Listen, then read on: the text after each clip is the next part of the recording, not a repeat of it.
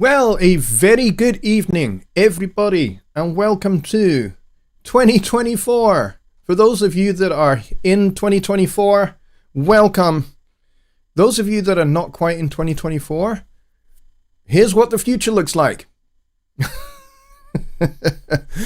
Happy New Year, happy Hogmany to all of my subscribers, all of my friends, and all of my viewers. Everybody that is just watching, whether you're a subscriber or not, I appreciate you all being here. And it's so good to see so many people actually in the chat waiting already. So that's pretty cool. I am already 1 hour and 3 minutes into 2024. And so far it's pretty good. I do have a little bit of a story to start off the show this evening, to do with microphone stands. The microphone stand that I have had for the better part of maybe since just before I started doing my live shows. So just before I started doing Sunday Night Live. So we're talking 7-8 years ago. That mic stand finally gave way. It snapped. The boom arm that was on that stand, it just snapped. And there was no way for me to get it to go back on. So I had to get a new stand in a bit of a pinch. And this happened just the other night. And excuse me. And I had the Studio One meetup that night, and this happened during the day. So I was just like, oh great, how am I going to do the Studio One meetup now? This is not a good situation. So I had to scoot on the bus into Edinburgh and just buy something. So I bought one of these boom arm stands that clamps onto your desk. And it was fine. It's a good wee stand. So I clamped it on. But the thing was, it put the microphone kind of round about here, which is okay. I don't mind it being a little bit closer to my face. Don't mind it being in camera shot. However, the problem is that my lights are over here and over here. So this light meant that the microphone was now casting a shadow across my face, which just doesn't look very good at all. So I was not best pleased, let's just say that. So I made it through the Studio One meetup with that particular microphone stand, and I was just like, I'm going to have to buy something else. So I did, and I bought this stand. You can't really see it, it's a little bit out of shot, but it basically has the microphone basically exactly where I want it, pretty much where I've always had it. It doesn't need a base to go down to the floor. It actually sits on the desk, and it sits perfectly on the desk. It's the perfect height. The boom arm is the perfect length. It's ideal, and it was half the price of my other mic stand. So I now have two mic stands, one which I'm probably not going to use very much. I do have some future plans for it that I'm considering, but yeah, a bit of a pain in the butt. So this mic stand arrived at lunchtime today. And I got it all set up, and it's perfect. It's absolutely exactly what I wanted. So I'm very pleased, but I was not best pleased with having to spend the extra money. But it is what it is. So let's go and see who we have here. And I set this show up a couple of days ago. I set it up in advance, and a bunch of people are messaging me for Happy New Year.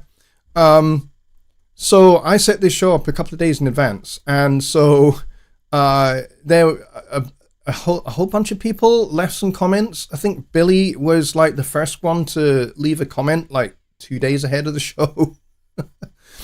But unfortunately, all of those comments, for some reason, got erased, so I don't see them anymore. So unfortunately, Billy has been stripped of his first in the door. Unfortunately. Sorry about that, Billy. But Chris gets that, he gets that award. Chris from Rackner. He says, what happened? I was already on here. Now I'm gone. Or maybe that was last year. Yeah, so as I said, for some reason, yesterday's comments were erased. And I don't quite know why that was the case, but that's what happened. So we got Just Bob here, and we got Sean Aaron, and we've got the W5 family are all here. And they said this may well be a pulled pork special Hogmany. There you go. That's pretty awesome. Happy Hogmany for you too. Neil Thompson is here. He says, oh, there's still going to be one more hour before the show. Yes, it was an extra hour because I wanted to spend at least the first hour of 2024 with my family, which we did. So I pushed the Sunday Night Live for tonight forward by an hour because it's midnight when I normally do the show, and of course that's when we go over into 2024. And I wanted to spend that with my wife and my kids and see the fireworks because we're not too far away from Edinburgh, and we're a little bit higher up than Edinburgh, so we get to look down on the city, and on a clear night you can see the city, and we just happened to have a nice clear night. So it was pretty cool, and you could see the fireworks and you could hear them. It was pretty nice. So we stood out on the street and we watched the fireworks because you can look down the street, and in the distance there is Edinburgh Castle and the fireworks. So yeah, it was pretty nice to do that as a family. And so yeah, so that's why I pushed the show back to 7 p.m. Central, 1 a.m. my time. So, but because it's Hogmany, it's the first day of 2024 for me at least, we will extend this show by some extra time. So it won't be an hour long, it will be an hour and a half, maybe 2 hours. We'll see how many people are here. And we'll just take it as it comes. And if you guys are all here and you're all enjoying it and you're not kind of leaving and attendance isn't dwindling away, then we'll just keep going. We'll keep going for as long as you guys want. So, yeah, that's the answer to that. So Keith from Radio Talk Trumpet is here. John Hawk is here. And John Hathwaite is here. And who else is here? Carl Traduziak is here, which is great. And we've got Ron Figura and Don Oliver here as well. And we've got Louis from Alps Media. And we've got Bobby Booth. And who else do we have here? And I'm hoping I'm not missing anybody. Ron was asking, what? No reharmed version of Auld Lang Syne? No, I didn't actually get any time to do one, but I will do one for next year. When we go into 2025, I will have a reharmonized arrangement of Auld Lang Syne. Should be quite straightforward to do because the chord changes are quite simple. But that's a great suggestion. So there we go. Let's see, who else do we have? We got Brett Marley here, who's just finishing up work. He'll be listening passively for a bit. That's okay. Daryl Harrison is here as well, and he goes, "It's 8 p.m. here." Yes, if you are, if you are in, I think you are. Where are you, Daryl? Where are you? You might be on the East Coast somewhere, I guess. And that'd be why it would be 8 p.m. for you. Kyle says it's 11 my time. Oh, awesome. Cool. Let's see. Danny says, explain where Hogmanay and Crimbo for Americans. Okay, yes, I can do that. So Hogmanay is the Scots word. And by the way, I've spelled it wrong. It should be Hogmanay. So it should be N-A-Y. And I spelled it wrong. And I realized that on my my nice little pretty picture for the intro, this one here, I've spelled it correctly. But in the title for the show, I've spelled it wrong. I've missed out the last A. But yes, it should be, it should have that extra A in it. So Hogmanay is the Scots word for last day of the year. Which is, of course, we call that New Year's Eve. Last day of the year. It's the eve of the new year. So last day of the year. So it kind of makes sense. So that's why we call it Hogmanay. Crimbo is basically just a shortening of Christmas. So I don't know why. It's particularly an English thing. It's not really something that we see up here in Scotland, but it is a thing, I suppose, in the UK, broadly speaking. But yeah, a lot of English people would call it Crimbo, just for shortening for saying Christmas. I don't know why, because it's still 2 syllables. It's not really a shortening. Christmas, Crimbo, 2 syllables. It's not short. It's just got fewer letters. That's it. But that's pretty much where Hogmany comes from. So, I hope everybody is having a fantastic New Year's Eve, wherever you are in the world. And if you are east of where we are, in the UK, then you are much further into 2024 than we are.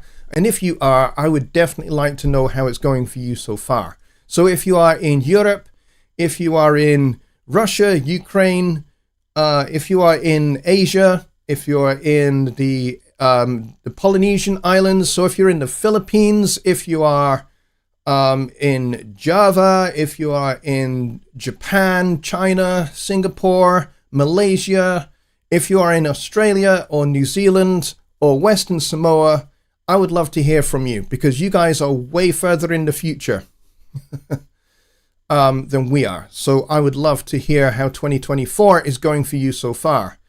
I have already had a bottle of champagne. Yes, my wife is on call tonight, so she is not drinking alcohol. So I have drunk an entire bottle of champagne by myself, and I have a cool bottle of beer, and I've got 3 more in the fridge. So my plan is basically to get all of these beers drunk tonight. So if you guys want to stay and join me and watch me gradually deteriorate after a bottle of champagne and 4 bottles of Peroni, you're welcome to join me. It could be hilarious. It could be sad. I'm not sure which is going to be yet. Hopefully on the more hilarious side. All right. So what I thought we would do tonight is I thought that we would talk about, and I kind of touched on this at the Studio One meetup, for those of you that were there. I thought that we would talk about your predictions for PreSonus hardware and software products for 2024. What do you think we're going to see? What are you excited for potentially seeing in 2024? And also, what are you excited for in terms of the music industry in general? Where do you think music in general broadly will go in the course of 2024? Do you think that there will be new technology that will facilitate music making easier? And I'm not just talking PreSonus at this point. So PreSonus products, hardware and software, and then broadly music industry orientated. So I would love if you guys could get your predictions into the chat. That would be great. Make sure you put at Jonny Lipsham Studios at the start of your comments so that I can pick it out from amongst the conversation that you guys are all having amongst yourselves. That would be cool. John Hathwaite says, had a Russian New Year's Eve as my cousin's wife is Russian. Really good food, wine, vodka, champagne, whiskey, all before 10 p.m. Good grief. Wow. Let's see. Danny Taylor says, you're holding your own after a bottle of champagne. Yeah, I'm hanging in there. I don't think my speech is slurred yet. I suppose it might be heading that way, but it isn't actually there yet. So, let's see. So some of you guys are on the US East Coast, and Chris says DST. What's DST? I know there's Central Time, Eastern Time, Pacific Time, Mountain Time. I'm not sure what DST is, though.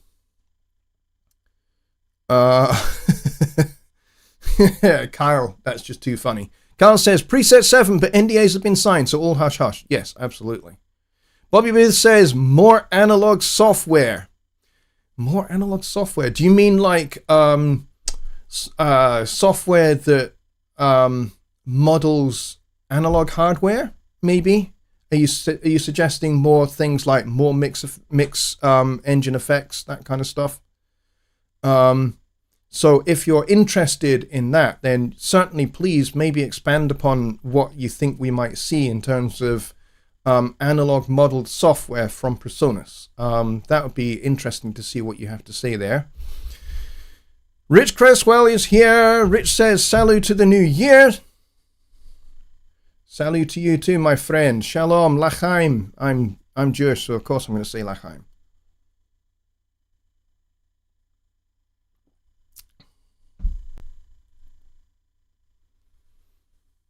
Let's see.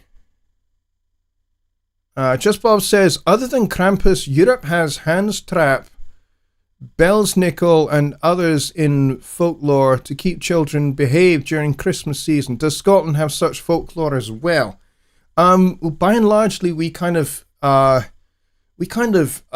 follow more kind of broadly UK kind of traditionals. You know, Santa Claus is a big thing.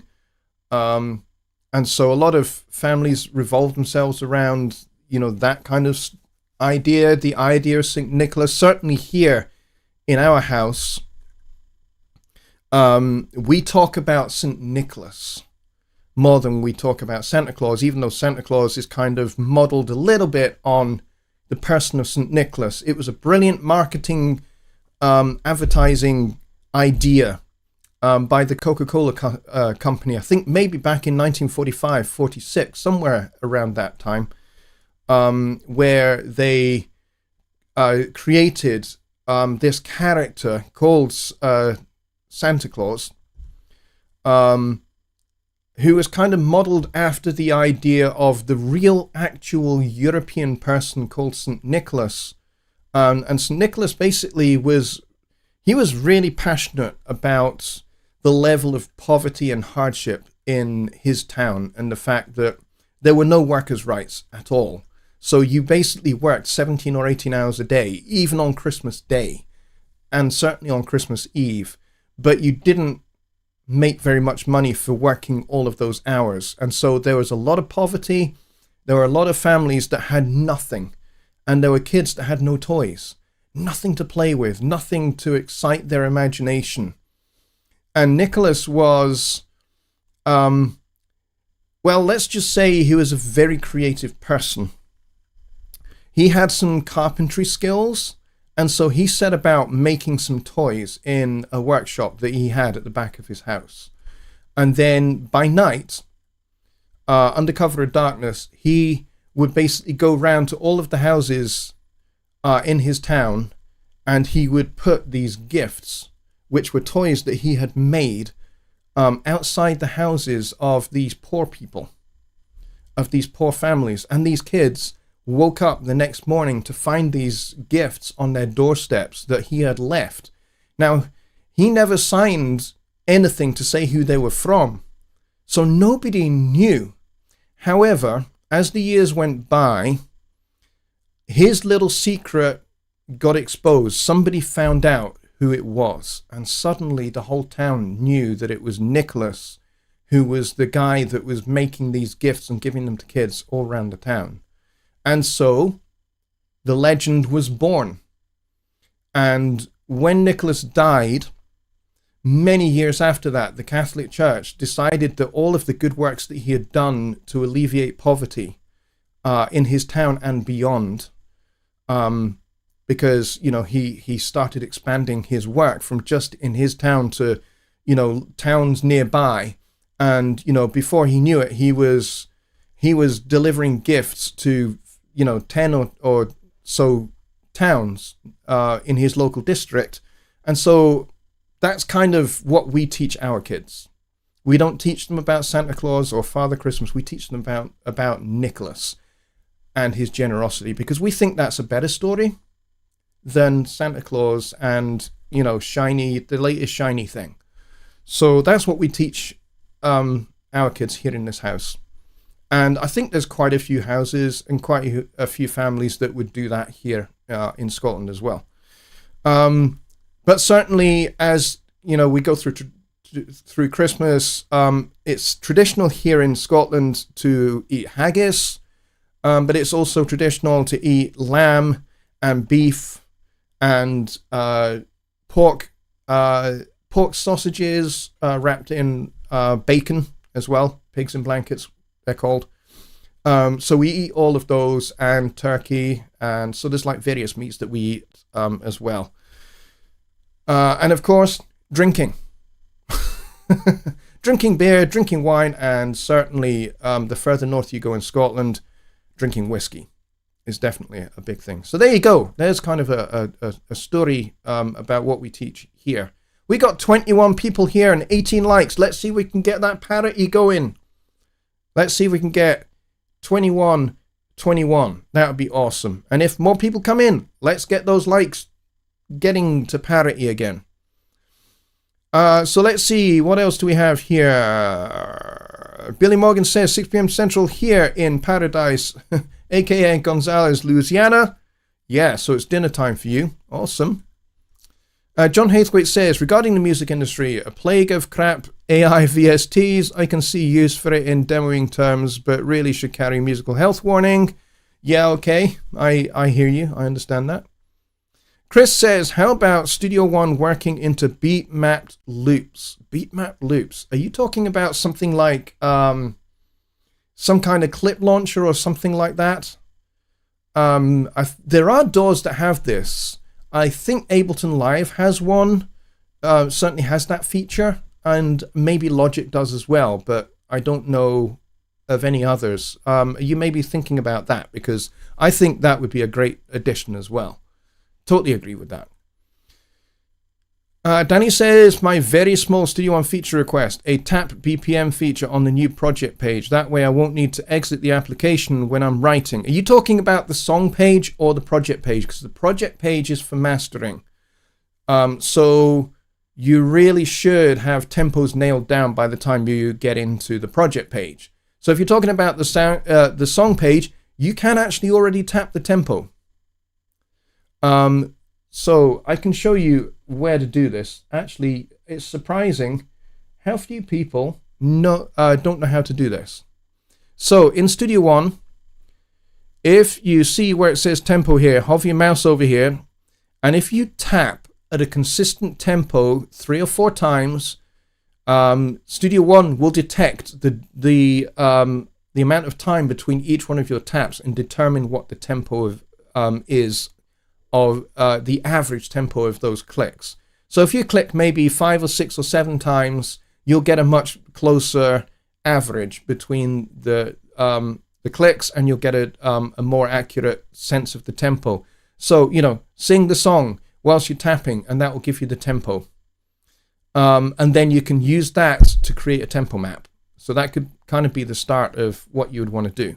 So you can already kind of do what it is you're suggesting.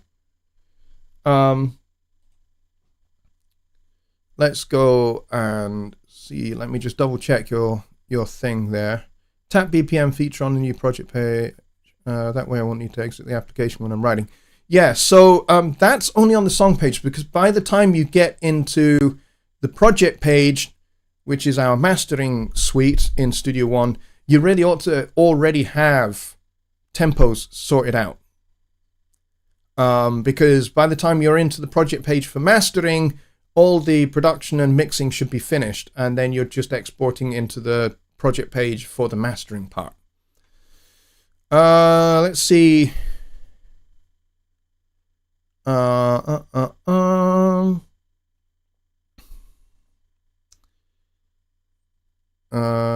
John says Ableton Live is based on clip launching. Yes, I kind of knew that there was a clip launcher in Ableton Live, and I think something like that would be a great addition to Studio One. Who knows? That may come in the future. For sure. Who knows?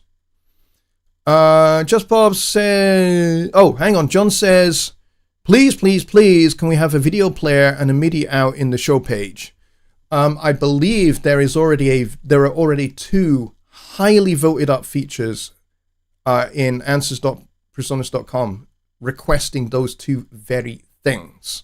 So if you're watching this show and you agree with John there, go over to answers.presonus.com, have a search for those particular things and vote them up, because they're already there. Don't make new requests for them. Duplicate requests just don't help. All they do is they split the vote, and that's a waste of time for everybody.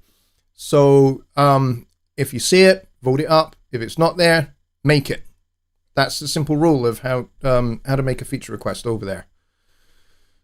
But yes, those are two excellent feature requests for the show page. And a lot of people would have that, would like to have that. Just Bob says, does, if you can address, Presonus have any plans to offer a plug-and-play assignable multi-switch and rocker for wah/volume, etc. foot pedal for Ampire? Not that I'm aware of, and even if I was aware, I wouldn't be able to tell you. But yes, there is no such thing in existence currently, otherwise everybody would know about it. But there is a wah-wah pedal in the pedal board for Ampire. You just may not have seen that it's there, but it is there. It's in pedal board, and it's also the separate pedal board plugin, but it is also in Ampire in the pedal boards at the bottom of Ampire, and you can automate that. So if you've got a fader port, you can ride that fader and automate your wah. So you can create your solo, and then you can automate the wah after the fact. I've done that. In actual fact, I've used that on a flugelhorn solo for one of my songs on my my last EP called Belonging to Tomorrow, and that's on the title track. There's actually a distorted flugelhorn on that song. Yes, believe it or not, distorted flugelhorn, and yeah, I did automate the wah-wah after the fact, and it sounds pretty good. It actually worked out really well. Yes, I could have had a guitar, didn't want a guitar. I tried a guitar. I actually had a guitar player come in and do a wah-wah guitar solo, and we did about maybe 5, 6, 7 takes, and it just didn't feel right to me. So away he went, and I just did it with a flugelhorn instead in the end, and it actually worked out better than I thought. So yes, there is a wah-wah pedal inside of Ampire already, and it can be automated. But as for a physical, actual pedal, no, there isn't anything like that yet. Bobby Booth is asking for a tape machine, maybe like the ART-02. That's a great suggestion. I suspect that you're asking about that in terms of mix effects engine, like the soft tube tape, maybe.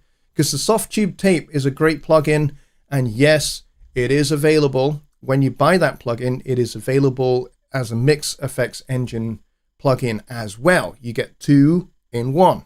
So you get the normal soft tube tape plugin, but you also get the mix effects engine version of it as well, which will appear in the mix effects engine selection on a bus or on the main output channel as well. So you can use it in either way. Let's see. Just Bob says, correct, would like to be able to play in real time, not automate later, including switch Ampire pedals on and off. Yeah, okay, yeah. There's the Tone Master Pro that Fender have just come out with just recently. It does not have a rocker kind of pedal with it, but something like that might kind of do what you want it to do. I don't know. I don't have one to test with, unfortunately. They didn't send me one. Mostly because they probably don't think I'm a guitar player, which is correct. I'm not really a guitar player. I play strange, weird-sounding, dissonant chords on a guitar. Vaguely reminiscent of Alan Holdsworth chords. I just can't improvise like Alan Holdsworth, but I can certainly play some of those style chords on a guitar. But that's all I can do. So I'm not really a guitar player. I'm a keyboard guy, bass player, drummer, sax player, occasional flugelhorn player. And a vocalist. That's kind of what I do. I'm not really a guitar player. So I guess that's why I got passed over and they didn't send me one. It would have been nice if they had, but no, they didn't.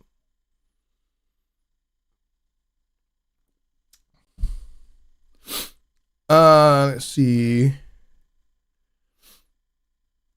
Best line of the year, ride the fader and automate your wah-wah. I suppose that could be taken some different ways. Mike Johnson has joined us. Now, Mike is very definitely in 2024 and has been for several hours. So, Mike, please do tell us what 2024 is like for, kind of most of the audience here who are not in 2024 yet. I've only been in it for an hour and a half, so you've been in it for several hours. So it'd be great to find out what the future holds for those of us that are west of the Philippines. Wow, there's some great suggestions coming in. Sean Aaron says Series 4 field recorder, or 4 to 8 channel Series S mixer. Wow, you've given that a lot of thought because you've even given it product names as well. Wow. I certainly like the idea of a smaller, a smaller scale studio live type mixer. I like that idea. I mean, I've got two Studio Live mixers. I've got the original Blue 16 Studio Live Series 316, the old blue one, and then I've got the, what's this one? This one is the 32SC. So it's pretty cool. 32SC. And I've got two of them. One is in its flight case in the garage at the moment. One day I will use it live again. And I've got this one for the studio. But I did have both in the studio at one point. But yes, a smaller scale 4 or 8 channel kind of mixer would be a nice little thing to have. Let's see. Mike Johnson says 2024 will be absolutely wonderful. Yes, it will. So a very happy new year to everybody. I wish you all an extremely, extremely prosperous and successful and happy and hilarious 2024. Definitely. All right, let's see what else we've got here. Thompson. Read it properly, Lipsham. He says, Presonus in 2024 will finish beta testing the Linux version and do an official release. I hope for Studio One that will run not only on Ubuntu, but on any Debian-based Linux distribution. That's an interesting question. Certainly, Linux is the version that is currently in public beta. So if you have a Linux machine and you want to get involved, you can certainly do so. But yes, I don't know how long that public beta is going to run for. I don't have a Linux machine, so I've not been involved with it at all. So support for that currently is through the forum.presonus.com, and as soon as you sign up for the Linux public beta, then you get that section of the forum opened up to you, and you can engage and interact with other beta testers there, and you can leave your feature requests, your comments about issues you may have encountered there. And I'm pretty sure that that will continue once there is a public release version. I'm sure that section of the forum will remain, and you can continue to comment. Let's see.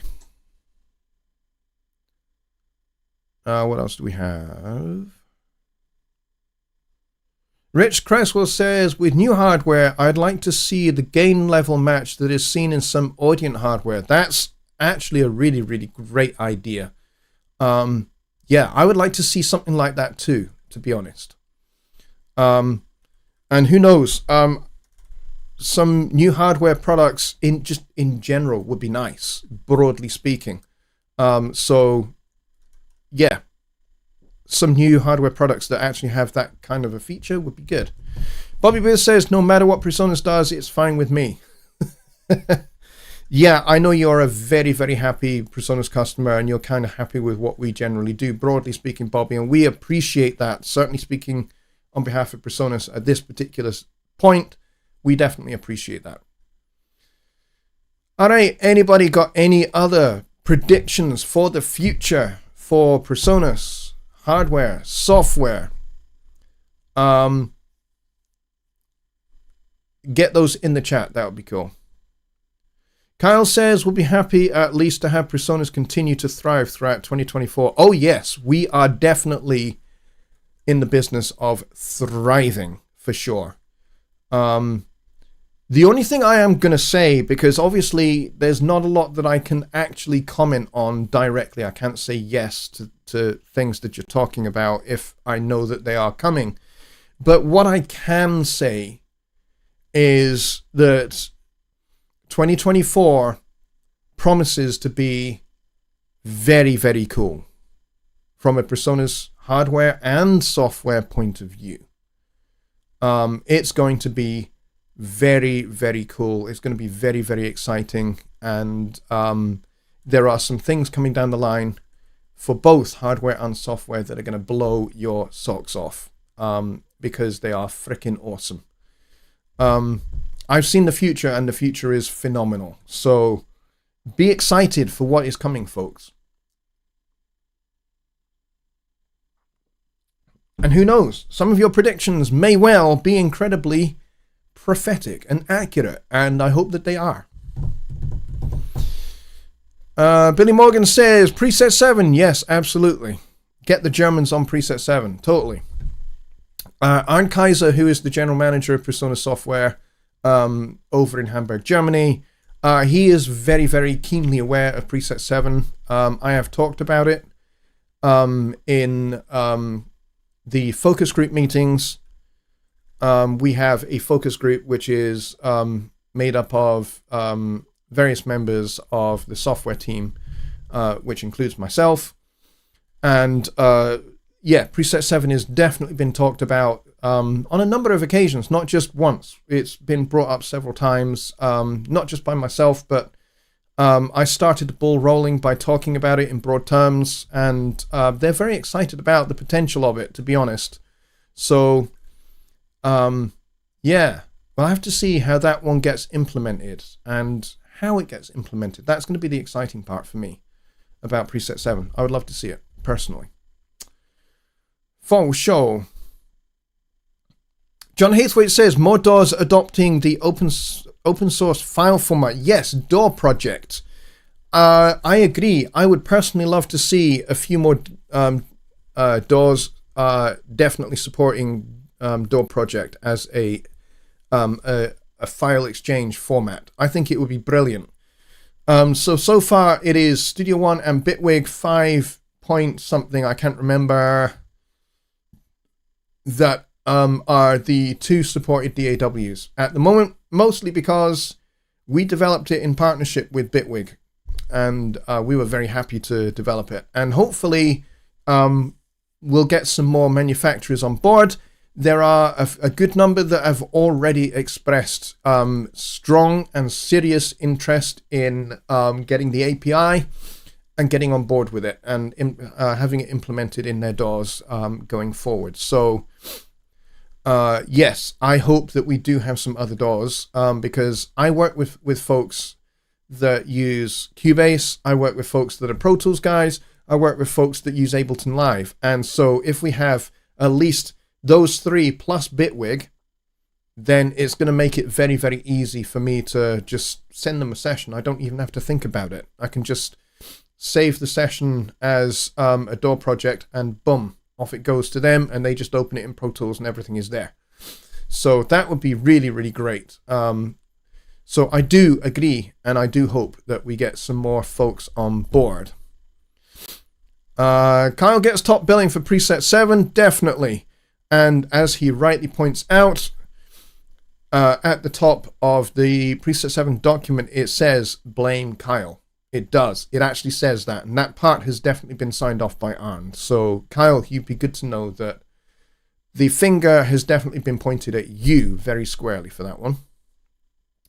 John Hathwaite says, Logic would be the big one for me. Yes, Logic would be great if they could, if Apple could jump on board the DAW project format. That would be great.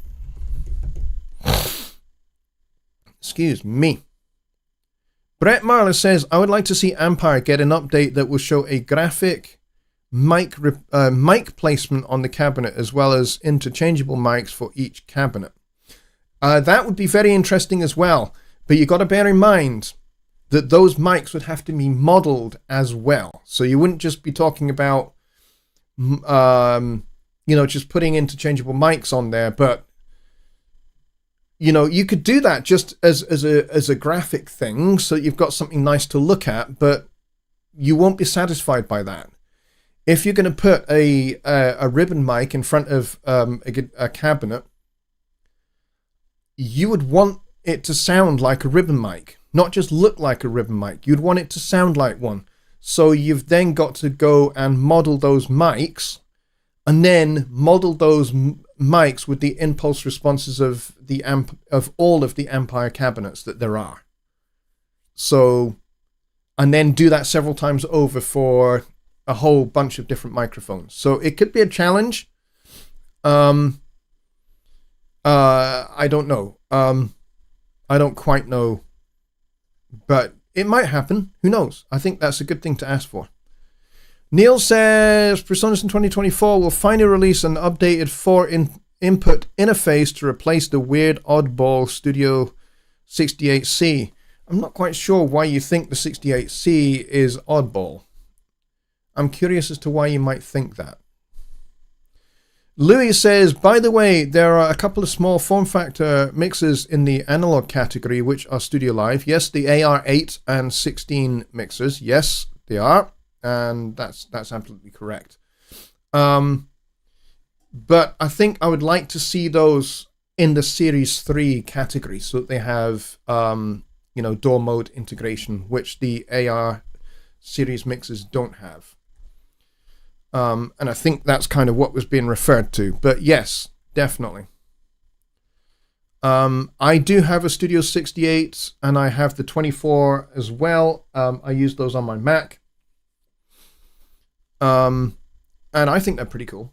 I'm not quite sure why you might consider them oddball, but each to their own.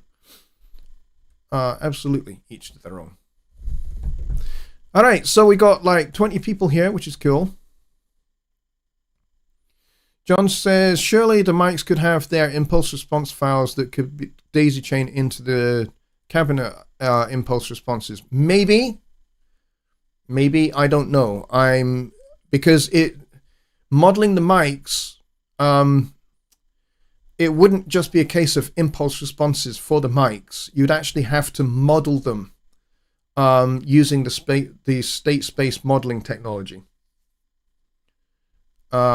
So, because that's how the amp models for Ampere were developed anyway.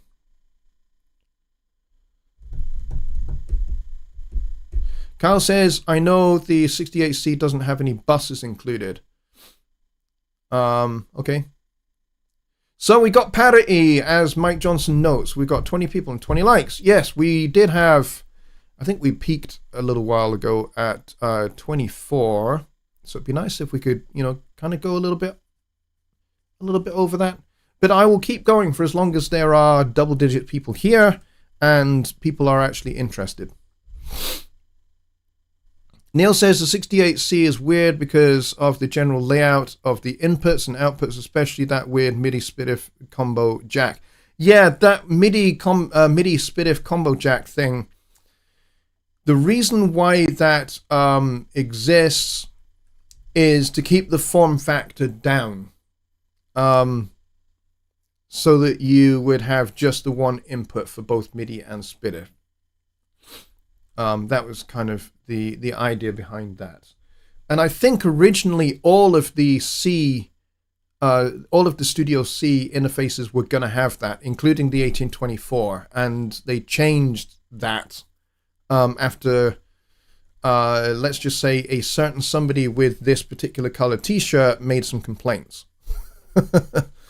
And yeah, they changed that, and you've got proper MIDI in and output ports on the back for the larger form factor Studio C interfaces.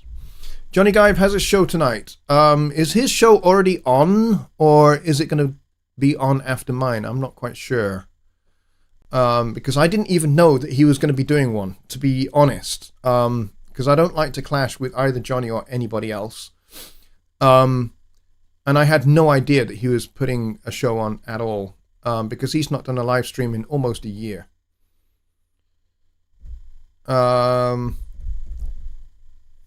Okay, Neil says in 2024 they will change the 68C as well. We'll change it to what? That's kind of, you know, the question I would throw back to you there. Rich says it should be way after. There you go. Okay. All right. So Kyle says midnight Jonny Gibe time. All right. So that's going to be 6 o'clock in the morning here. Okay. So he's going to do it for seeing in the new year. When New Year gets to Chicago, that's fine. So that's like 6 o'clock in the morning for me. I'll either still be here. It's possible. Depends on you guys. If there's enough of you guys still here to keep me company, we will still be sat here at 6 o'clock in the morning. I don't have a problem with that. Yeah, I don't have a problem with that at all.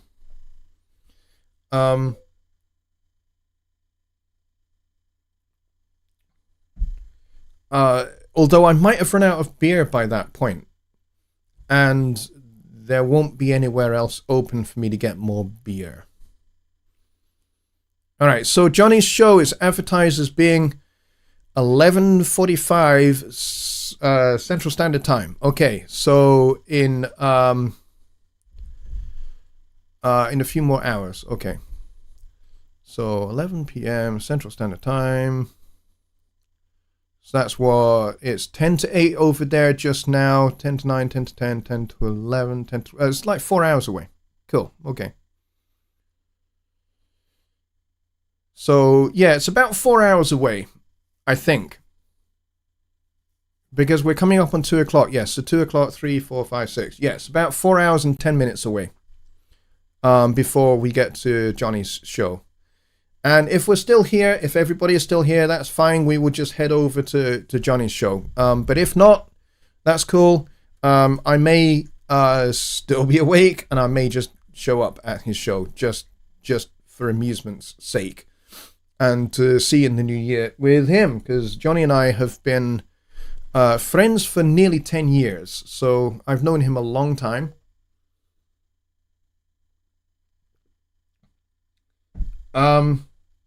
The two people that I first met when I first started getting into Studio One was Jonny Gibe and Joe Gilder.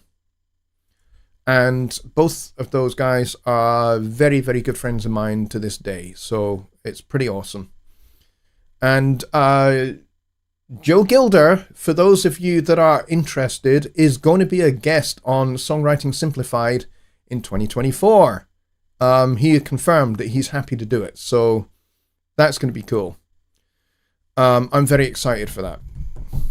So I just need to get with Joe and confirm which show he wants to do, and then I will get to advertising it as soon as I know when that's going to be. And then you guys, your job is to think of a bunch of really great questions for Joe. I will have some as well. John Hawk says, I can never tell Joe and Jonny apart. Well, they both have very different accents for a start. That's one dead giveaway. And you see Joe on the Personas YouTube channel, whereas you don't see Jonny quite so much on the Personas YouTube channel. He's been on there a couple of times. He was involved in the Studio One 4.0 launch way back in 2018. And he did an interview for the launch, and he also did some tutorials as well for 4.0 way back in 2018. So he has been on the Personas YouTube channel, but Joe is on there pretty much all the time. So let's see. Yeah, Just Bob says approximately 4 hours. Hope it's okay I posted a link. Yes, of course it is. Absolutely. Definitely. Yeah. Definitely post a link to Jonny's show here. I'd be happy for that to be here for sure, so that people know where to go at midnight when you want to see in the new year. See it in with Jonny Gibe. Jonny is such a great guy. He is such a great and tremendous blessing to everybody. I mean, by and largely, a lot of the reason why we are all here tonight is because of Jonny. I would not be doing live shows without Jonny. I would not have started making videos for my channel without Jonny, because it was Jonny that encouraged me to do it in the first place. He said, "You're a natural teacher, and you need to start making some videos on Studio One." And I didn't have any capability for making videos at all. I didn't have the right technology for doing it. And Jonny helped me out, and he pointed me in the direction of Camtasia, and I got Camtasia, and he said, "Oh, you're going to need a secondary interface." And he explained to me why I'm going to need a secondary interface, so that Camtasia can receive the audio from Studio One as well as from this microphone. And that was it. That was the start. And here we are, 10 years later. And I've been making videos now since 2014 on Studio One. So yes, pretty much, as Carl says, all of this is his fault. So if you want to blame somebody for all of the Studio One content that's out these days, blame Jonny, because Jonny pretty much kickstarted everybody. He was pretty much the first YouTuber to start making content for Studio One. Long before Joe Gilder, by the way. So there you go. Those two are among my very, very closest friends. I don't have very many friends that I call close friends, but Joe and Jonny are definitely in that little core inner group of mine. Neil says, Joe Gilder I could not learn from as a beginner, but can now. He has made some hilarious videos. Yes, he's actually very funny. He's got a very dry sense of humor, which I like. I literally laughed out loud at his video where he goes out to his car to listen to his best mix ever. Yes, it's funny, but it's very illustrative as well. And he's a good teacher as well. Let's see. Just Bob says Jonny started Studio One 2.0. Actually, Jonny started Studio One with version 1 because he was on the original beta team for Studio One. So Jonny has been around for as long as Studio One has been around. In fact, predating its release, because he was involved in the beta team for Studio One originally. So that's why you see Jonny's name in the credits for Studio One. So if you don't believe me, go look right now. When you go into Help, About Studio One, the little dialogue box comes up and you see the credits. Watch the credits as they scroll and you'll see John Geib listed in there. There you go. If you never knew it before, you now know. But yes, he started posting videos. Actually, he started posting videos around about the launch of Studio One 1.6. Although all of that is gone now because his old channel is gone, sadly. But I think one of the first videos I saw of his was actually when he was doing a short mixing series on a particular song, and he was using Studio One 1.6 at that time. So his videos date back, maybe 13 years, and Studio One is like 14 years old now. Basically, my daughter and Studio One share the same birth year. So yeah, that's how long Studio One has been around. And Studio One has come amazingly far in those 14 years, I think.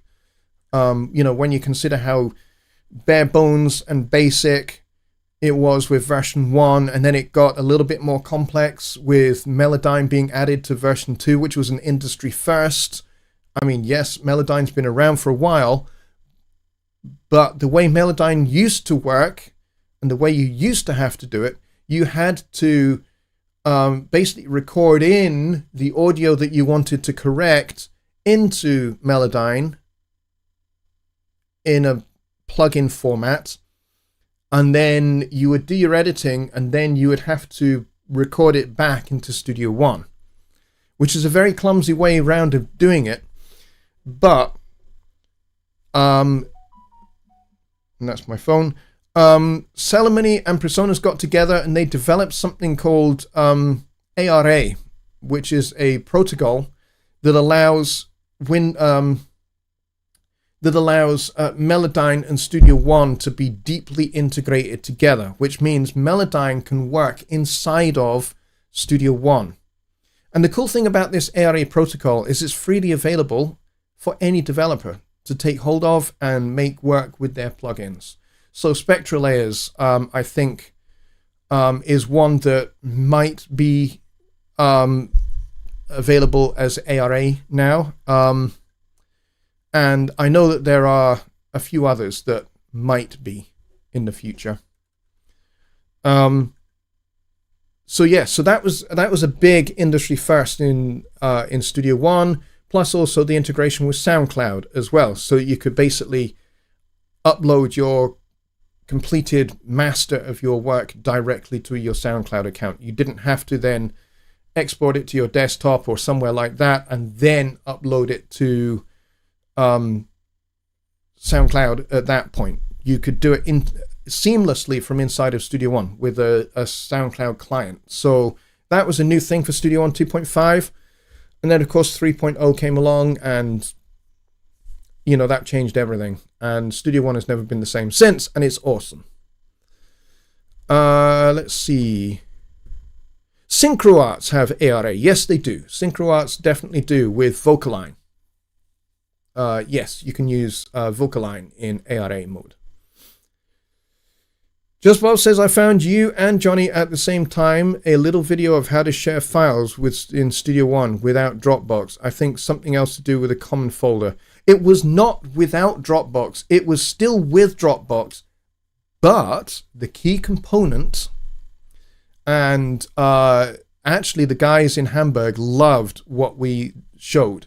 Because what you do was, because Dropbox exists not just virtually in the cloud land, internet land, it also exists as a folder on your computer. So you have a local copy and the Dropbox copy of the files, right? So here's the key thing.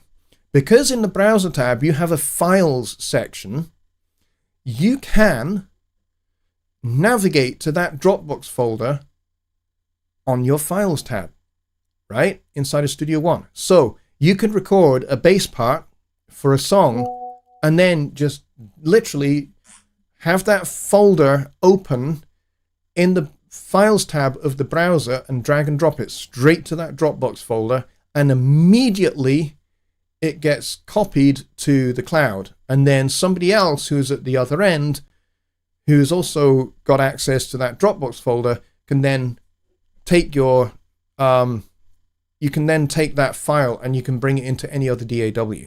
So they liked that idea so much that they worked out a way to do it kind of natively within Studio One.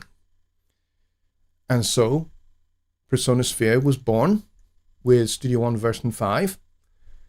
And then shortly thereafter, when about 5.2 or 5.4, can't quite remember which one, Persona Sphere got its first major update, and that's when you got this integration with workspaces. You had workspaces before, but it was limited with what you could do.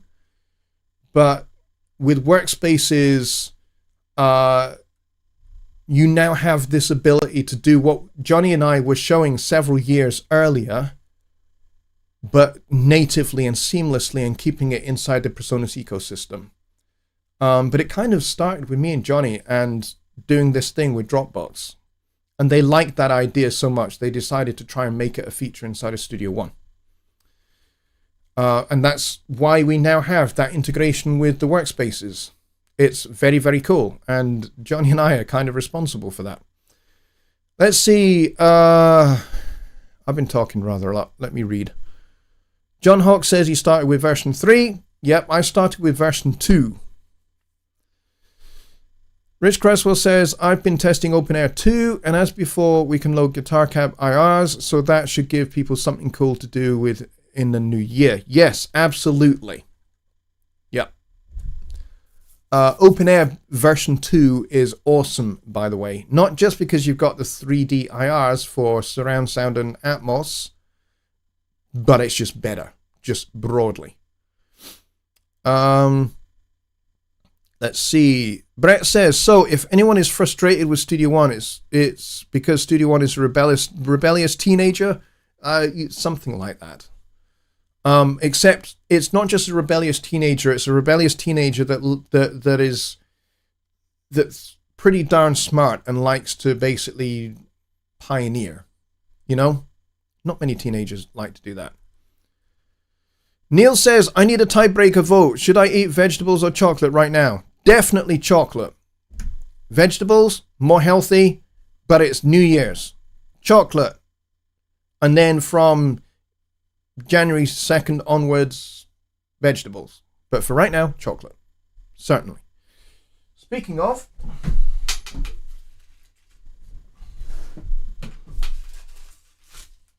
I've got some. So that's going to sit there, and I'm going to pick my way at it whilst we do the show. Mike says, I set my default Studio One folder under my Dropbox folder. I never had issues, but some say syncing is an issue, but I disagree. Yeah, syncing can sometimes be an issue, but that's broadly speaking an issue to do with Dropbox and how they push data around between their servers. If they use Cloudflare, I suspect they do, but I'm not sure 100% whether Dropbox are using Cloudflare to do their pushing of data around different servers. If they are, then they might be subject to Cloudflare occasionally going down, which it does occasionally from time to time, and that might cause syncing issues. All right, let's see. What else do we have?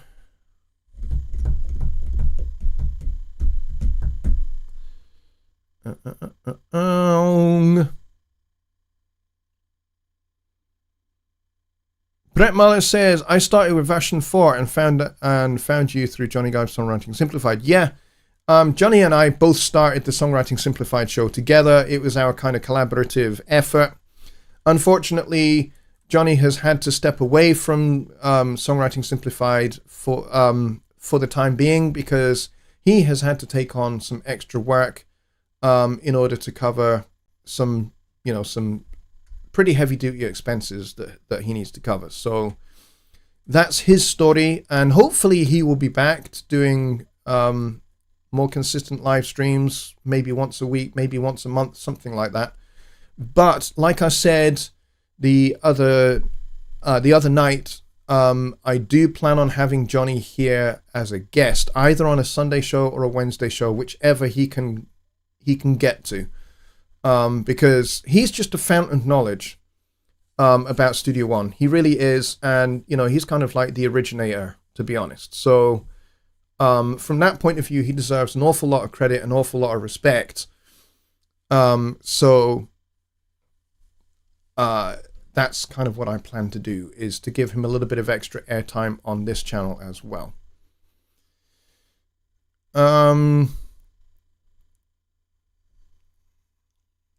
Let's see. Okay, John Hathwaite needs another tiebreaker. My God.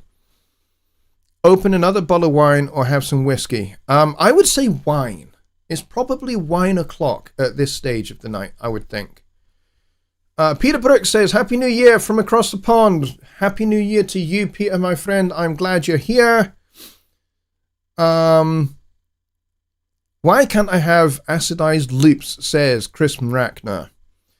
What do you mean by acidized loops? Do you mean the old acid loops library from like 25 years or so ago? I think mostly the problem is that some of that file format might be no longer existent. Jonny Gibe still has his, but I think what he did was he converted all of his to just WAV files, I think is what he did. So he still has those, but I think he spent a lot of time converting them so that he could still use them long after they were discontinued. But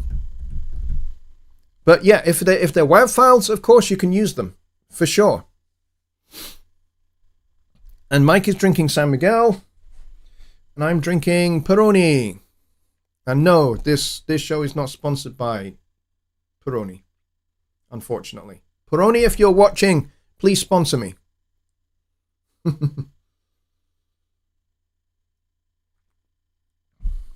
Bobby Booth has just blasphemed on this show, folks.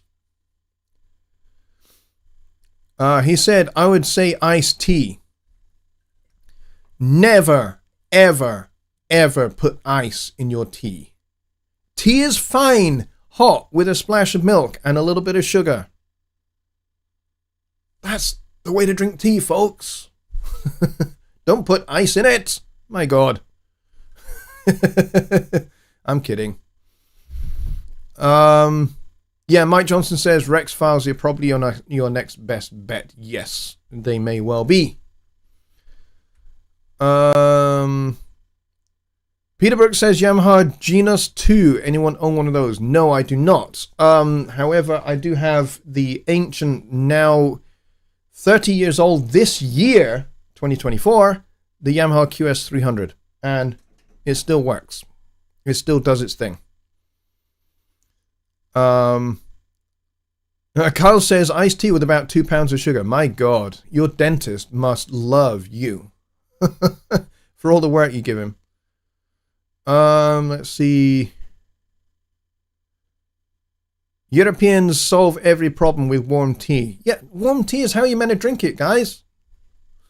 It's only weird people that drink it cold. That said, I have sat here with a brand fresh cup of tea that I put here at the start of my show and then not touched it once, and then obviously by the time of the end of the show it's cold. But I still drink it. Let's see. Neil says Peroni is great beer for sure if you like that. You ever tried Golden Pheasant from Slovakia? I have. It's very nice. I like it. It's very good. Yeah, definitely. Oh, Rich says it was just a term used to market loops. Acidized WAV files are an outdated format and serve no purpose with Rex and new door tech. There we go. I knew Rich would have the definitive answer there. You see, I mean, I totally missed out on the whole Sony Acid thing. I was aware that they existed, but I totally missed out on them because I just didn't need them. I was into, as far as making music was concerned back then, I was using Cubase and I was recording audio. Pretty much that was it. I didn't really use a lot of MIDI.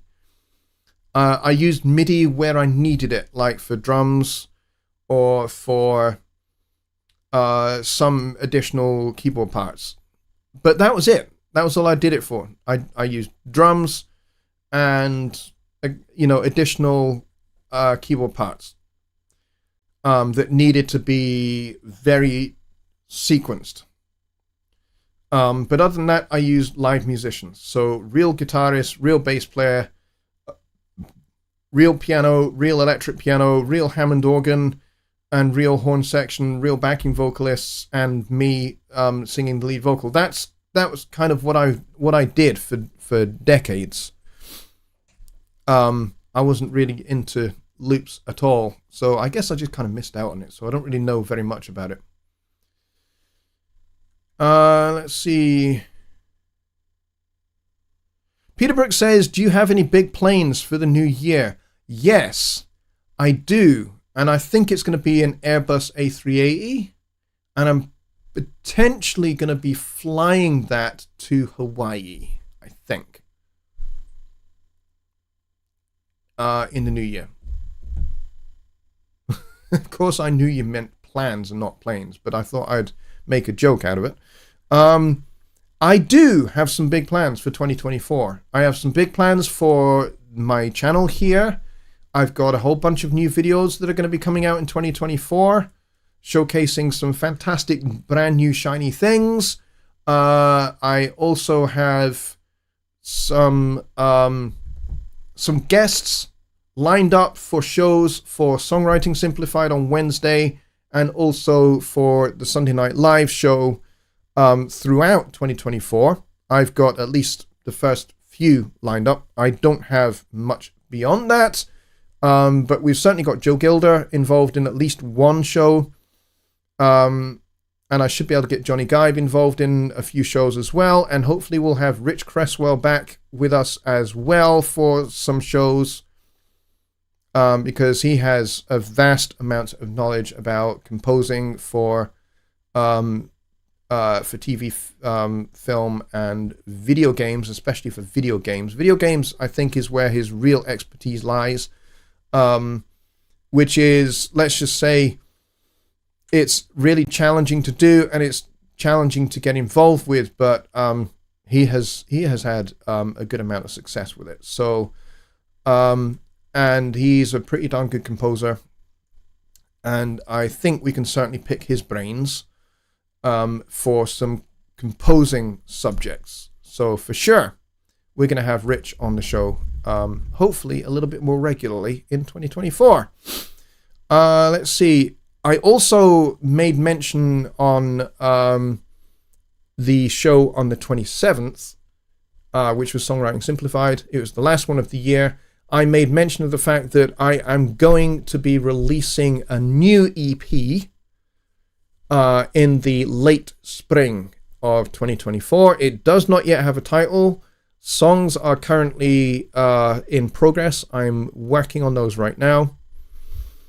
So they should, if you listen to my 2016 EP Belonging to Tomorrow, for those of you that have it, for those of you that don't, you can go and check it out on SoundCloud. Just search soundcloud.com/Jonny Lipsham Studios, and you'll find me there. And my entire EP is on there, and you can listen to it for free. So my new EP will be out, as I say, in late spring.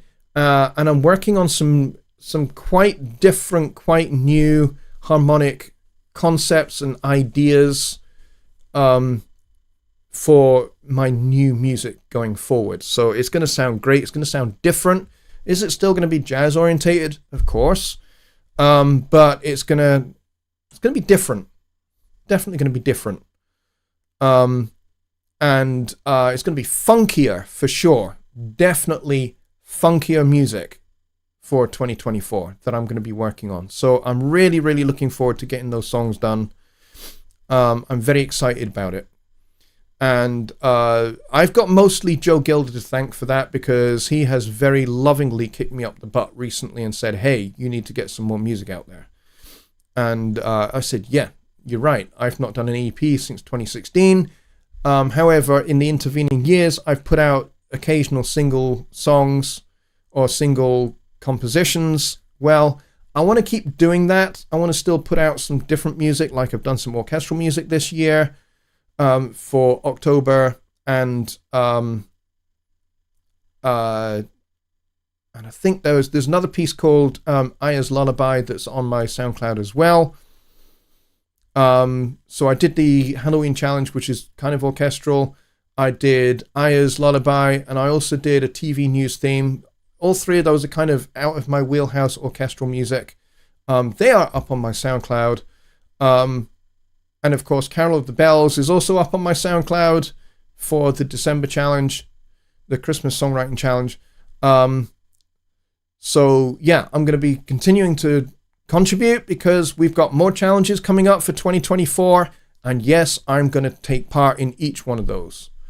No, I am not making a tribute album to Kenny G or to Chris de Burgh, because I will not be able to keep a straight face. So yes, that's kind of what I have got planned for 2024. New videos, some new video series, and an EP, and of course, more songwriting challenges. And the songwriting challenges are going to be fecking awesome. Now notice, I did not swear. I did not have a U in there. Okay, for those of you that are kind of got your ears pricked up by what I just said. No, I said fecking. F-E-C-K. Okay? I kept it clean. So,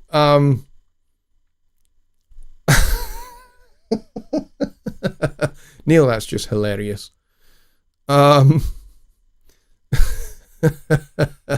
Peter Brooks, that's the ideal song title if Chris basically decided to do an arrangement of that with Kenny G doing some soprano sax in the background. I think that would be the ideal retitling of Lady in Red for sure.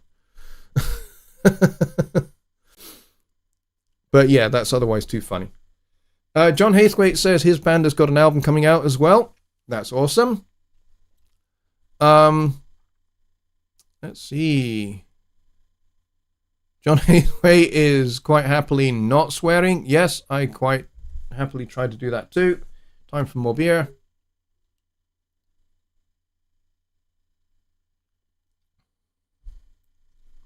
So yeah, that's kind of what I've got planned. So let's keep with the predictions. Keep them coming in. If you've got predictions of what you think will happen with the music industry, then yes, let's have them.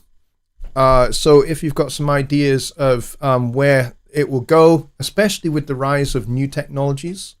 Now, I'm not suggesting that AI is necessarily going to be a good thing or a bad thing, but how do you see that kind of helping music making going forward? Do you think that we might see AI technology integrated into DAWs or into notation scoring software?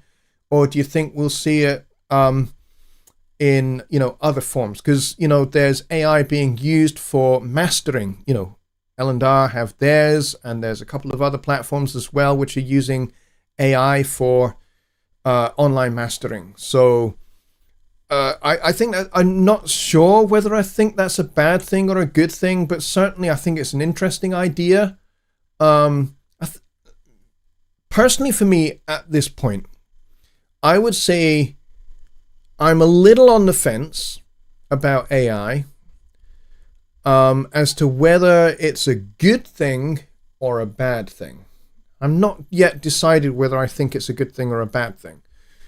However, I think, like most things, I think it's a tool that could be a useful one.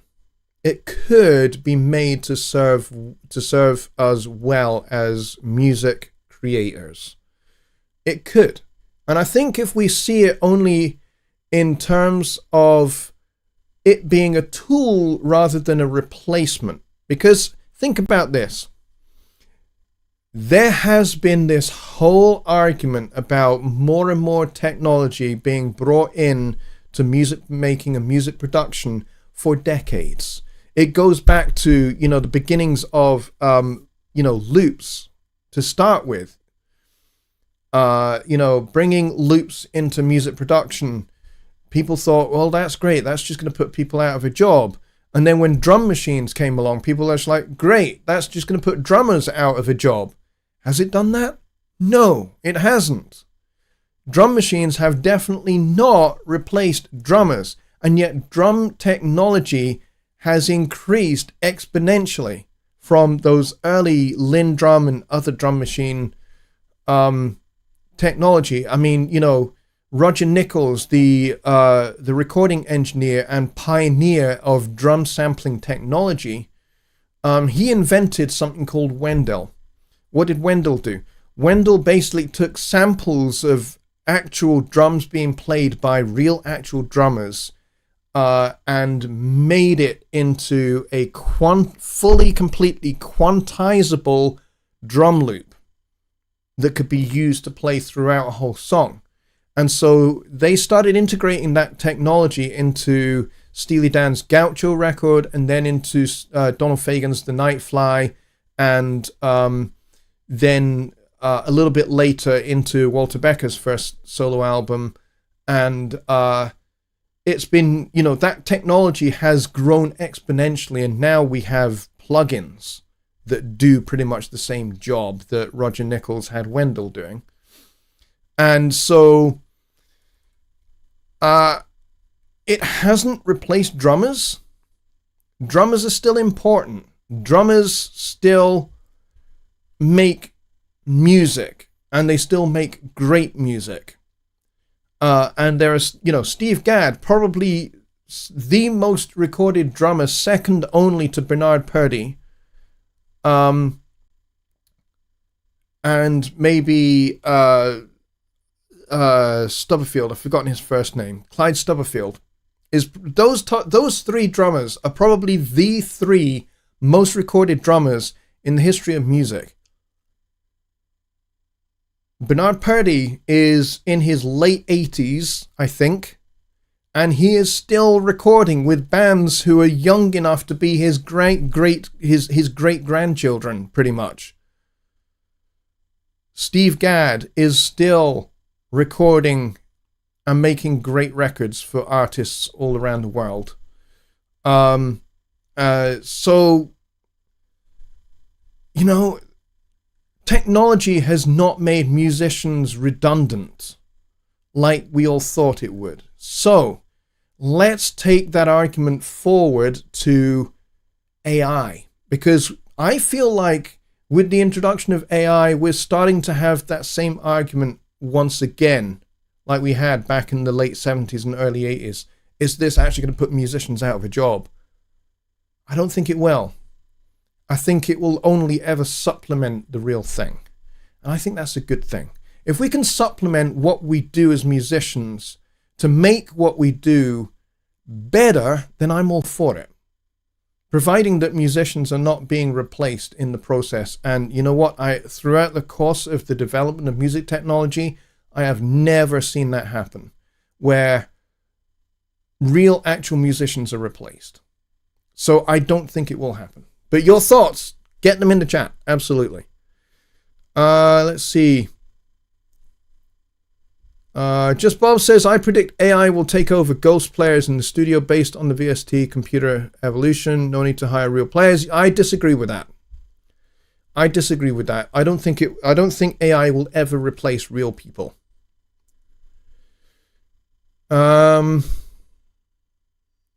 Mike Johnson has been working with AI for quite a while, testing how to make use of it in a good way and a creative way in music. And he says it's definitely inspirational from his experience. Peter Brooks says AI is a good thing, but in the wrong hands, it might be a bad thing. Yeah, possibly. Kyle says AI could teach us to do Studio One better. Maybe. Rich says Hans Zimmer spotted this year ahead of most and was one of the first to sample orchestras and use them in film. He absolutely was. Yeah. I. Johnson says Phil Collins was a drummer and used a CR78 for the intro to In the Air Tonight. In fact, that drum machine goes through almost just over half of the song before his drums actually come in. It's like most of the song is done before you get to the then you get his drums. But yeah, you're absolutely right. And Rich, of course, says they all said we'll be out of a job. Yes, they did, and we're not. Bobby says, I think AI and even Atmos are going to be more of a tool. I think they are already kind of tools. I certainly think Atmos is a tool to make music happen in different and varied and creative ways. Definitely. John Hathwaite says, I've used an AI engine to create intro and extra music for my band's live shows. I told it what chords to play, set the velocities, etc. It got me out of hole. Yeah, there's a good and creative use of AI to do that. Mike says, no plugin or AI can play chopsticks quite like I do. That's very cool. Let's see. Just Bob says, I believe Purdy Gold's the record 3,000 plus songs. Yeah, and I think pretty much Steve Gadd is probably not far behind. Spin 180, Mark is here. He says, hello, Happy New Year, with a question mark. Yes, it is a Happy New Year. It is a Happy New Year. I have been in 2024 now for 2.5 hours, and so far so good. So far so good. I'm enjoying it. And I'm deep into this first beer. I need to have more because I did say I would try and drink all of them. So,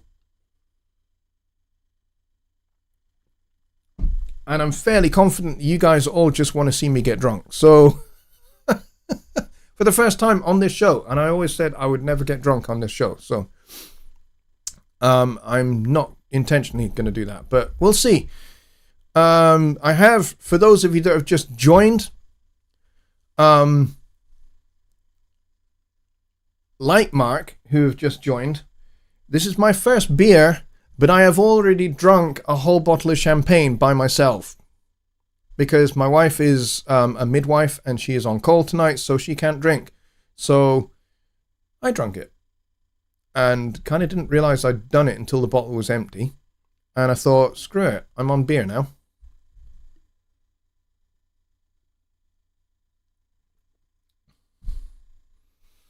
Let's see.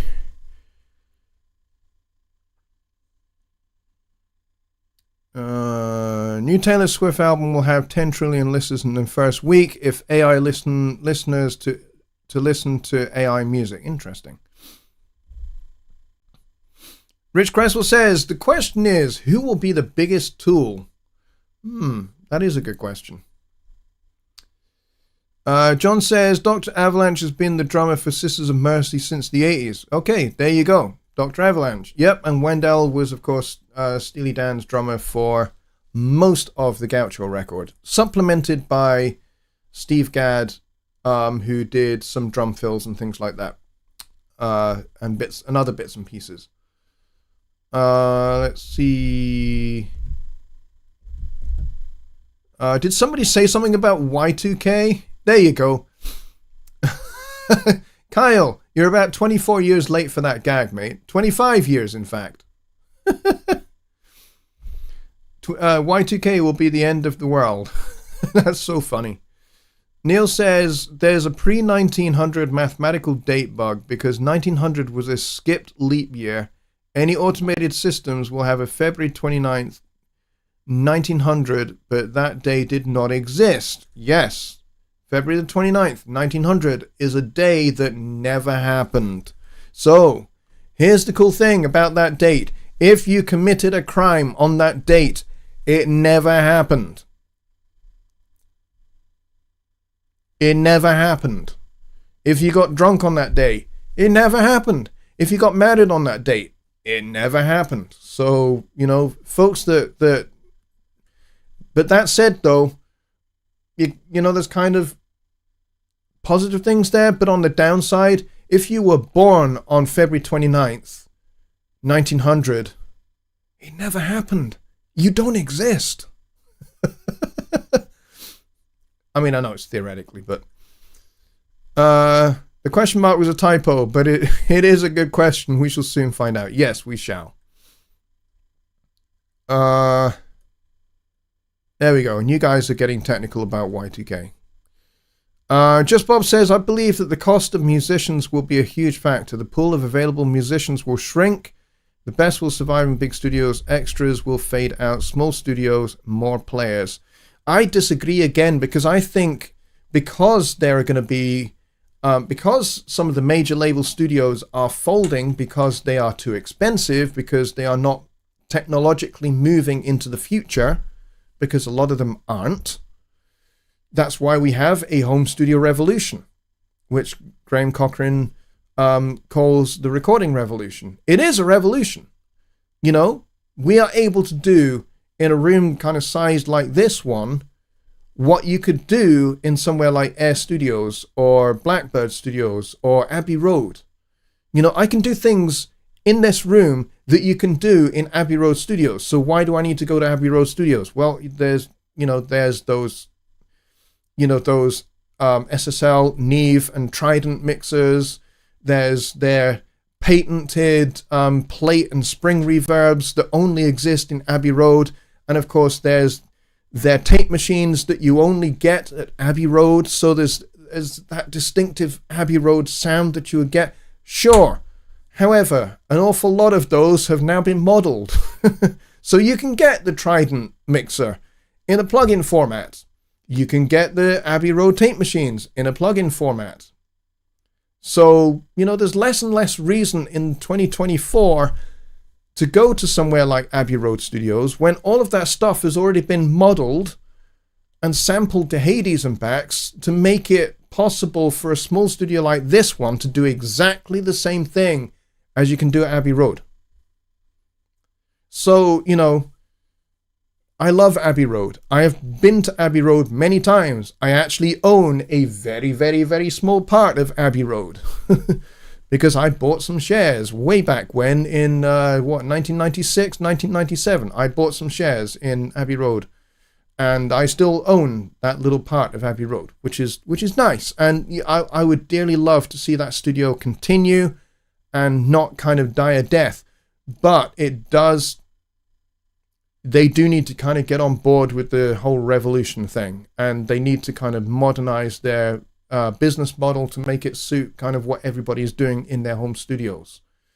So some of those studios will definitely go out of business. Does that mean that session musicians are going to go out of business as well? I don't think so. Will they be able to charge the same kind of fees that they can charge at Abbey Road Studios for a major label company than, you know, a home studio sole trader kind of person? No, probably not. But I don't think they'll go out of business, because here's the thing: they might not be able to take gigs at places like Abbey Road and charge $1,500, but they could come and work in a studio like this for me for a lot less, and then, you know, and they can do that without ever leaving their home. If they have a recording rig, they can be on board. They can send me their stems. It's easy enough. I do this all the time. I send stems out to other people all the time. It's, you know, I could, if I really wanted to. I don't, as it happens. But if I really wanted to, I could go full time just doing session work from this room and sending that work out to whomever needs it. I would work full time. I would have hundreds of hours worth of work, no problem. And I could do that full time, and I could make myself a very, very handy, very nice living doing that. I don't want to, actually, as it happens, but it's possible. It is totally possible to set yourself up as a session musician and work remotely from your home studio and make a lot of money playing recording sessions for musicians all around the world, and recording studios all around the world. And this was not possible 40 years ago. And it is now. You know, 40 years ago, it was a damn struggle to get into the session music business.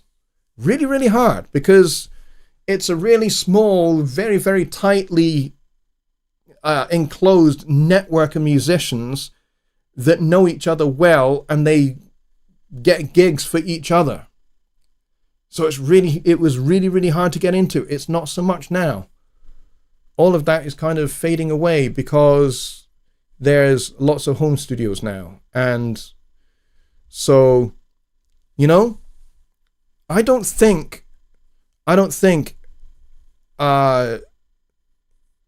actually this revolution is actually going to make it a lot easier for musicians to make money in 2024 and to make a good living in 2024 doing session work. Absolutely. And as a, you know, even if you don't play an instrument, if you're a mixing engineer, you can apply the same methodology.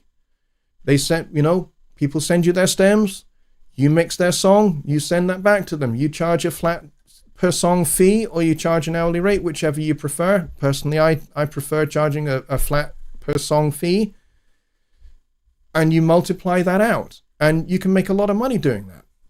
Because there's a lot of people out there now who have all the recording gear so that they can record, but they don't know how to mix because they've never thought that they would ever need to. But now they're in a position where they need to find somebody that can. And so if you're a Bobby Booth, or if you're a Kyle Tradusiak, you're a mixing engineer, the world is your oyster. With all the technology that's available to us now, you can make a fabulous living if you want to. It's there. It's there for the taking. Mike Johnson says, nothing will replace real musicians. Even as good as people can compose a film or TV score, they almost always hire a real player to play the parts. It's big budget, but that's what usually happens. as somebody who has played on film and TV scores quite a bit, yeah, they do tend to hire real people, but you know what? Not all the time. Not all the time. Depends upon the budget, especially for television. Television shows don't usually have huge budgets, and certainly they don't have a big budget for music.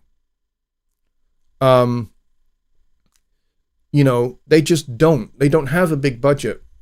So, you know, a friend of mine called Stuart Kennedy, he's a film composer.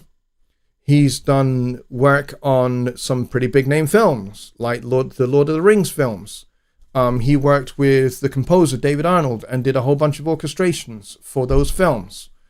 So some of the work that you hear in the score for the Lord of the Rings films is Stuart's work. So, and you know what? Was there a real orchestra involved? An actual, real, physical orchestra involved? Not all of it. Not all of it. A lot of it used orchestral libraries, like Orchestral Tools and East West and Vienna and all of those other big orchestral libraries. So, yeah, I think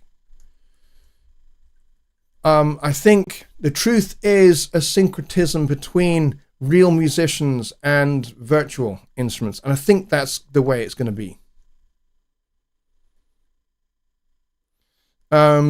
Just Bob says, great counter perspective. You just explained the reason home recording has exploded. Now the challenge is finding those who can record, mix, and master what you want. Absolutely. And I think that's where it can be very, very lucrative. And, you know, there are platforms where you can you can find work. Like there's Air Gigs is one of those. I don't know if you've ever heard of it, but if you go and type in Air Gigs, one word, into Google, you'll find a platform called Air Gigs. And basically what is Air Gigs? Well, it's basically a platform where you can create a profile and you can put up samples of your work and people can hire you and you can charge a rate and all the payment and everything else is done inside of Air Gigs. Everything is done inside of Air Gigs. You spec the job, you take the job, you get paid for the job, and it's all done inside of Air Gigs. It's actually pretty good.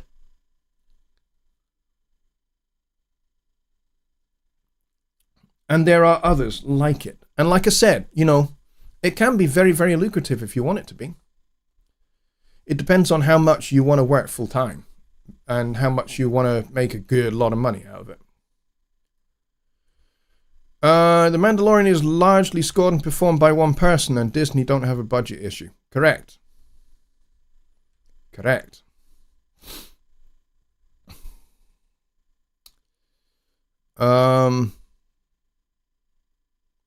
Peter Brick says, the Lord of the Rings concert, Helm's Deep. Yep. Obviously, the Lord of the Rings in concert was performed by a full orchestra, but when it was actually when they actually recorded the score for the film, there's a large proportion in that film that doesn't use real people. Rich Cresswell says, we've seen a lull in the movie, games, and music world for about 20 years, partly because tech has moved so quickly. Folks have been paddling against the incoming torrent. It takes time to learn the new stuff and use it appropriately. Change will come, maybe in the next 5 years. Yeah, I think you're probably right. And I think maybe 5 years might be pushing the ball a little bit out into the long grass. I think maybe certainly between 3 and 5 years, I would say, is when we will see change come. I think, yeah. But I think you're fundamentally right. Keith says, have to head out, off to watch Die Hard 2. There you go, Die Hard. It is the only true Christmas film, for sure. Let's see.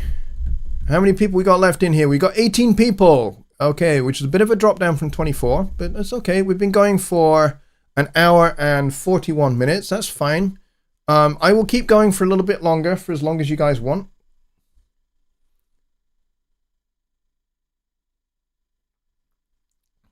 And if somebody wants to launch an after show party, we can do. I don't mind. Because like I said, I've got beer to drink. And it's, for some people, it's not New Year's yet. So, let's see. More great recording studio history. This comes from Neil Thompson. He says, speaking of tech advancement, Les Paul installed an extra playhead in his reel-to-reel for overdubbing.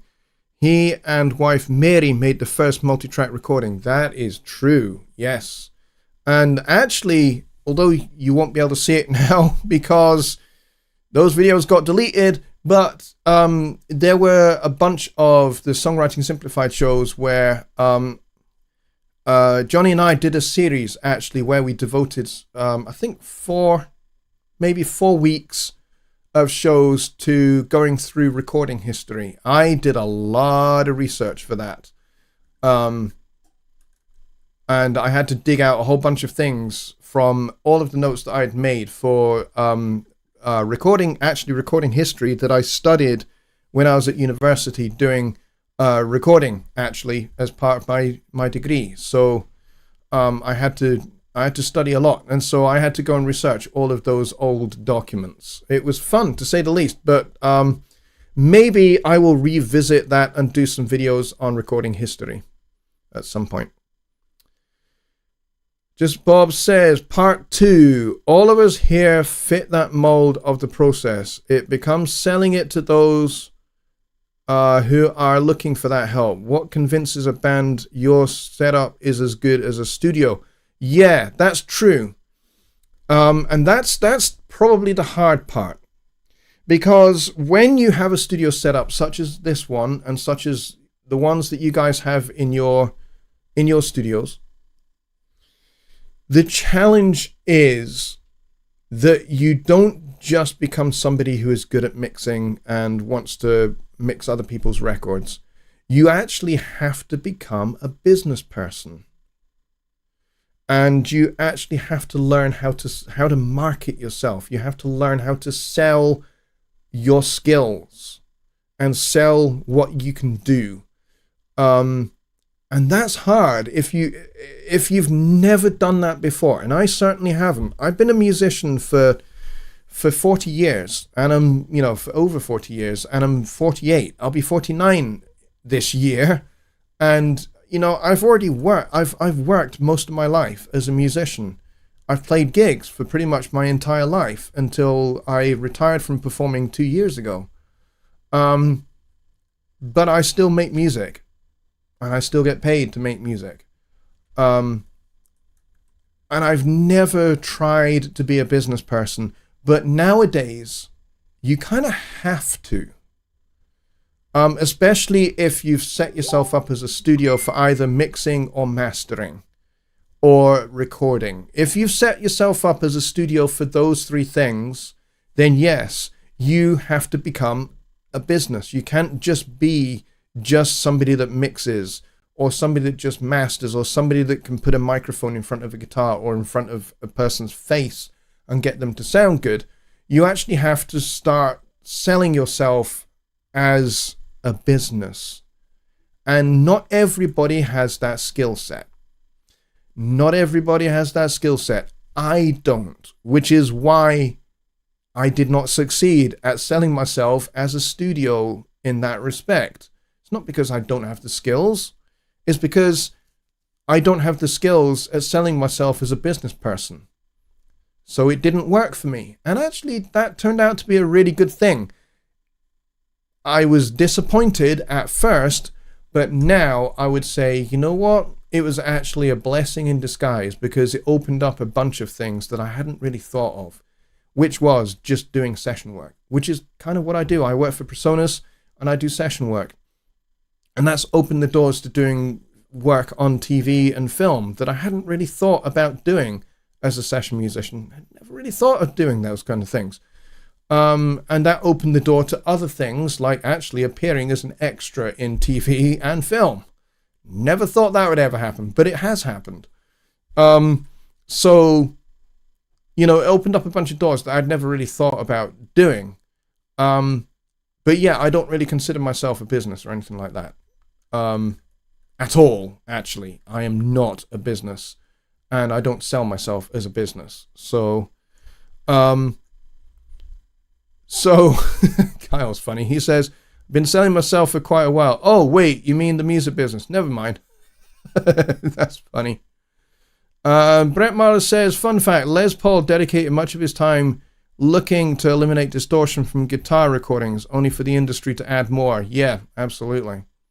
All right, so there is actually a link to an after-show New Year's party, which I think Billy Morgan is going to host.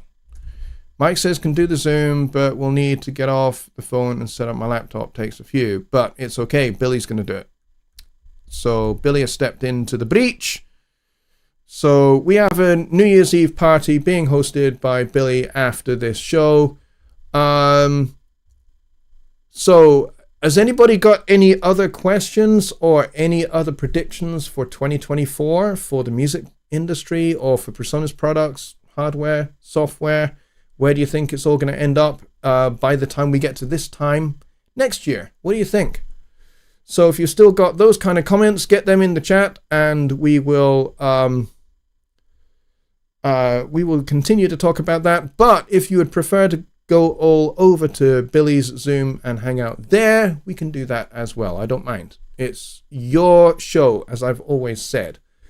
So what I will say whilst I'm waiting for you guys to kind of continue in the chat is one thing I will say. These shows, my Sunday Night Live show, of which this is a part, and the Songwriting Simplified show on the Wednesdays, those are yours. They are your shows. Those are about you guys, my audience. And they are designed to help you have a place where you can ask questions about things that you would like to know about. So in the case of the Wednesday show, Songwriting Simplified, that's the place where you can ask the questions about things you want to know about songwriting, composing, arranging, and all aspects of those things. And including music theory, because we do talk a lot about music theory, because I think music theory is essential to being a better songwriter, to being a better composer, so, and being a better arranger as well. So that's what Wednesday is all about. Sunday is Sunday Night Live, and that's where we talk about Studio One and Personas products in particular. So if you have questions about Studio One, about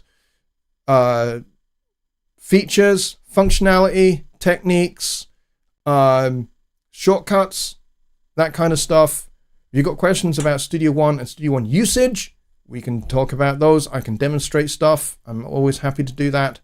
And if you uncover a problem, then I can help either reproduce the problem and get it reported to Personas QA, or, you know, those kind of things. So that's what the Sunday Night Live show is all about. So those two shows are your shows. They are your chance to ask your questions and get answers from me as a songwriter, as a composer, as an arranger, and I have a lot of experience in those three fields. I've been composing professionally and arranging professionally and writing songs for my own records and for other artists for the better part of 30 years. So I've been doing it a long, long time.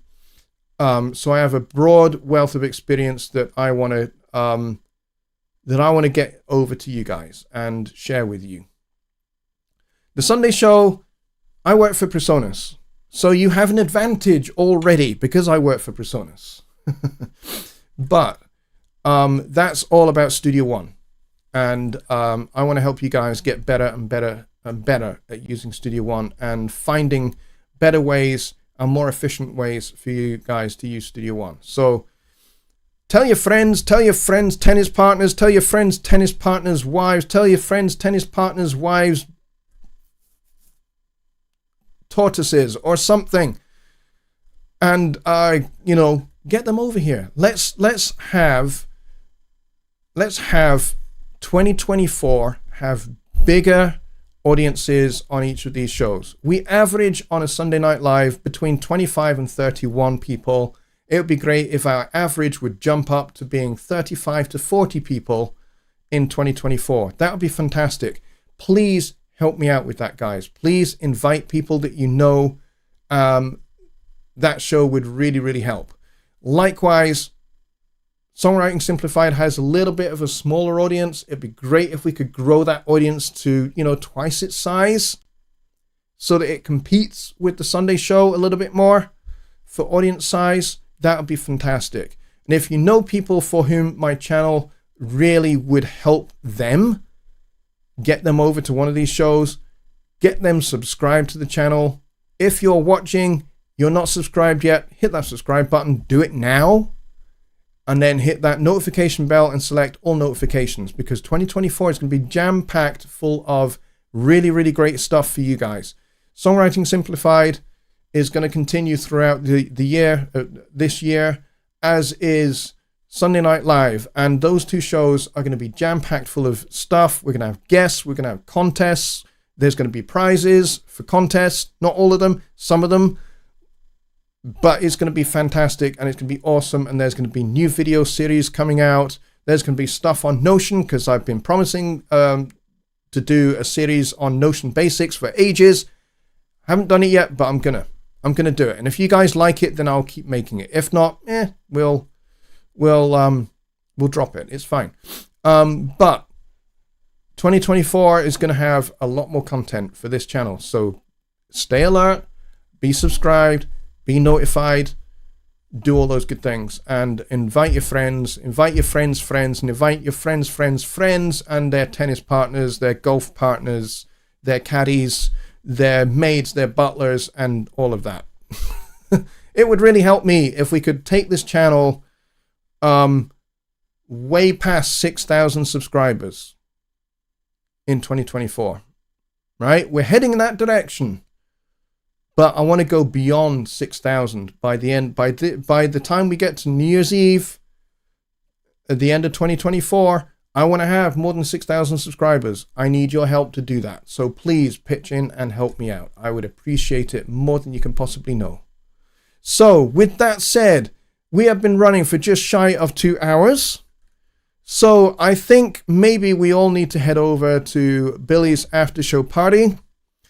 Brett says, I was wondering if there is a way to add a DSL coder and coders into Studio One, either in the song page or show page, in the case of jamming over a loop. No, you cannot do that at the moment. That is a feature that does not exist, but certainly I would suggest make a feature request over at answers.personas.com. So with that, folks, I'm going to say a massive, massive thank you to all of you. Every single one of you. That includes you and you, John Hathwaite, you. I'm looking at you, buddy.